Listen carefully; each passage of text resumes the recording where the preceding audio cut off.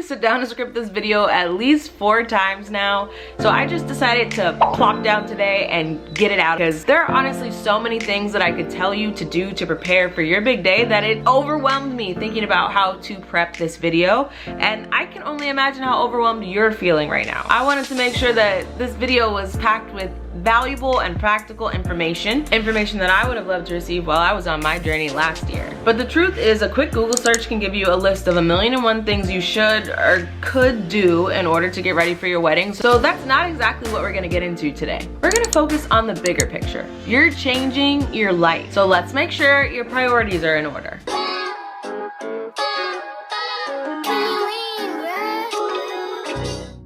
As the husband and I take a quick little trip to Monterey to close out our 1-year wedding anniversary celebrations, and you know we celebrated all month long, let's start with the first thing you really need to recognize about this whole planning process. Nothing else matters if you are too run down to make it to the altar. During this process, please prioritize your well-being leading up to the big day. Do things that bring you joy, practice some mindfulness, do some yoga, hang out with friends, other positive influences in your life. Do things that are not related to your wedding to help you maintain a healthy mindset. And speaking of healthy mindsets, if you're anything like me, you'll need to shift your mind from perfection to presence. Let me break that down. Things might not always go as planned, and that is okay. Embrace the imperfections and focus on the joyous moments rather than striving for an idealized version of your wedding, because it won't ever be exactly how you want it. Trust me. Here's a perfect example. I actually wanted to get married on our dating anniversary, November 11th, but a 12-hour delay in securing the venue changed our entire anniversary by 2 weeks. When I tell you I was devastated, I called my mom, distraught. I literally talked to these people on the phone the day before, and they assured me if I called tomorrow that day would be available, and lo and behold, just an hour before me, somebody called and snatched it up. We just had to roll with it, because at the end of the day, we were gonna get married, honey. The where and the when was extremely important, but it wasn't everything. That brings me to my next point. Along with mindset, you'll need to remind yourself that you are marrying your best friend. At least I hope you are. You are on a journey of growing and evolving together, so embrace the friendship at the core of this relationship. You'll need to hold on to each other through this, and for the rest of your lives, hopefully. Create moments to have fun and reflect together throughout the process. Our wedding check-ins ended up being the precursor to our now twice weekly, what I call TV dinners, which is really just a time for us to check in on each other, do some future planning, and just talk all things life. These check-ins were great because sometimes we were on business, but other times we were really just spending time with each other and taking a moment to soak it all in. And this process will feel long, but it'll go really, really fast.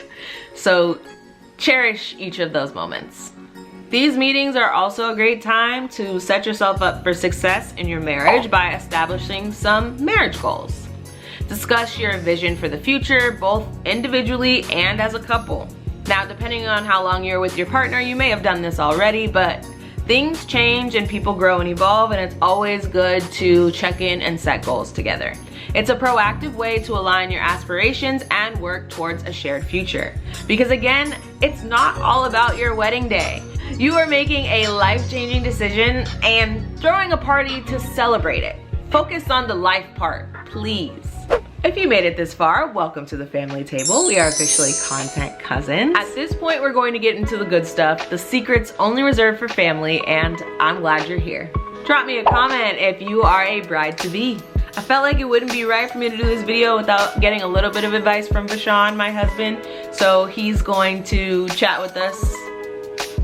Well, he's gonna chat with us through me. So let me share his words of advice.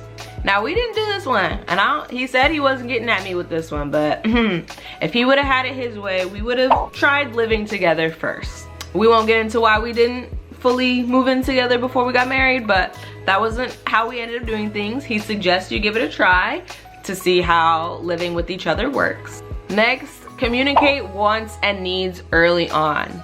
Be direct, but be kind. There's no need to beat around the bush. And lastly, kind of related, you should be talking about everything. Political views, religious beliefs, family values, lifestyle goals. Everything under the sun should be discussed and nothing should be off limits. It's good advice, baby. My man's is so smart. Vashon and I were together for about 4 years before we got engaged, so we felt like we knew each other pretty well and had developed a pretty honest and open relationship, but we still decided to do premarital counseling anyway because it was just a great way to make sure we covered all our bases. But if that's not something you're comfortable with, there are also plenty of books out there that will make sure you ask each other the tough questions. Your wedding will be a reflection of your love story, filled with joy, meaningful moments, and a strong foundation for the beautiful lifelong commitment that lies ahead. If you're not done exploring, I suggest you watch this video next. It's all about my journey to finding the dress of my dreams and what that son of a bitch cost. Thanks so much for watching. Keep creating, my friends. Bye-bye.